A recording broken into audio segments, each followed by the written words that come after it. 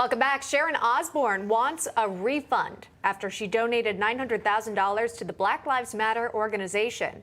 The former co-host of The Talk has agreed with Kanye West and his description of Black Lives Matter being a scam. In fact, here's Osborne speaking to TMZ about Kanye's choice to wear a White Lives Matter shirt. I don't understand why white lives don't matter. Okay. I don't understand it. It's not, listen, it's not my thing. It's not my culture. I don't understand any of it. Everybody matters. Black Lives Matter is a scam. Oh, well, we gave $900,000 to that, and I'd like my money back. She wants her money back. Founder and president of the Woodson Center, Bob Woodson, joining us live here. Bob, always good to see you. Thanks so much for taking the time here. So there it is. 900 grand was donated back in 2020. There obviously have been some reports of misappropriation of funds, and we're talking millions of dollars, by the way, by organizers of the Black Lives Matter Foundation. This has been public. Some of them have stepped down from this role. Clearly kicking off Osborne here, wanting her money back. Do you think there are others on this, and what's your opinion of it? It was a scam. And she's now realizing that the monies, the millions that were purchased, that they gave, was used to purchase bricks to throw through businesses, windows of businesses in Minnesota, and bricks to build mansions in Malibu. That has always been. They have been scammed. It's a shame that the interest and well-being of low-income blacks have been exploited by Black Lives Matter. Because when they moved from Minnesota rioting, they moved to Portland, Oregon, and they quickly migrated from pursuing justice for blacks to attacking the Christian faith and also burning the flag. So their intent was not just pursuing justice for blacks, but it was really to undermine the fundamental values of the country. And they've succeeded with $100 million. It's been a scam from the beginning. And now there are reports that the founder, Patrisse Cullors, has spent now thousands of dollars renovating a $1 million mansion in Los Angeles. Bob, if you follow the money back to the organization, have we seen any of it being spent in the black community to help lift up kids, maybe in school programs or higher education opportunities? No, it's a classic bait and switch that has been going on for years, where they use the condition of the most vulnerable in the black community as the bait, and the switch occurs when the money arrives.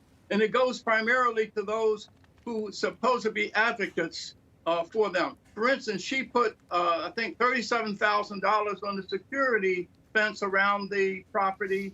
And also, they have paid security at a time when they're advocating defund the police.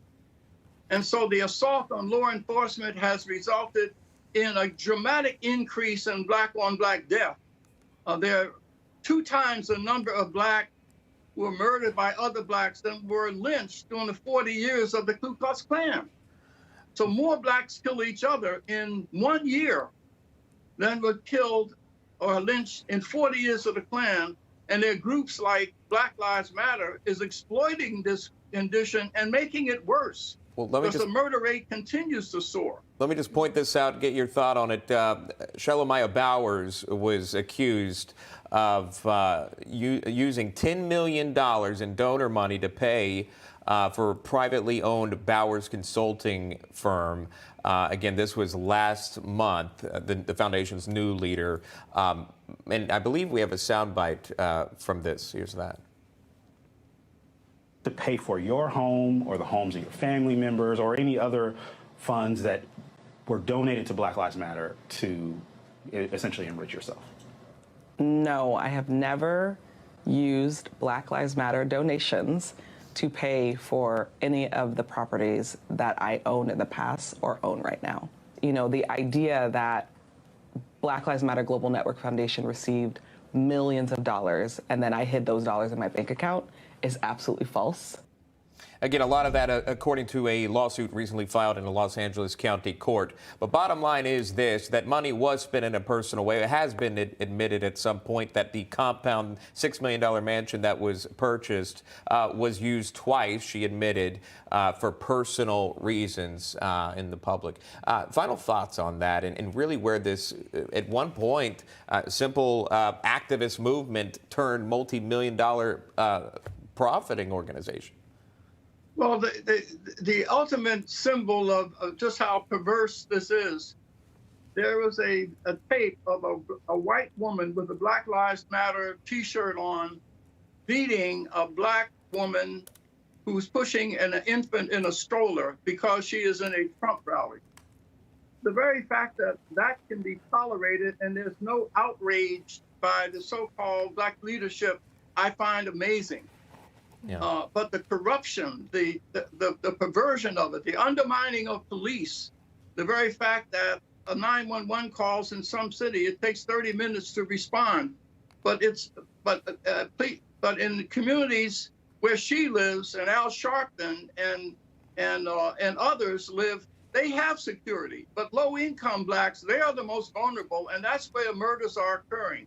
20 to 30 children under the age of 5 have been murdered in our cities. This is unprecedented in the country, and it's only getting worse while Black Lives Matter uses money that could have been spent on interventions to reduce the hemorrhage of death in these communities. Instead, they're being profiting on themselves, advantaging themselves. Yeah, going towards the mansions. mansions. This is an outrage. Right. That cannot be tolerated. All right. We'll have to leave it right there. Bob Woodson, always appreciate you coming on the program. Thanks so much for joining us today.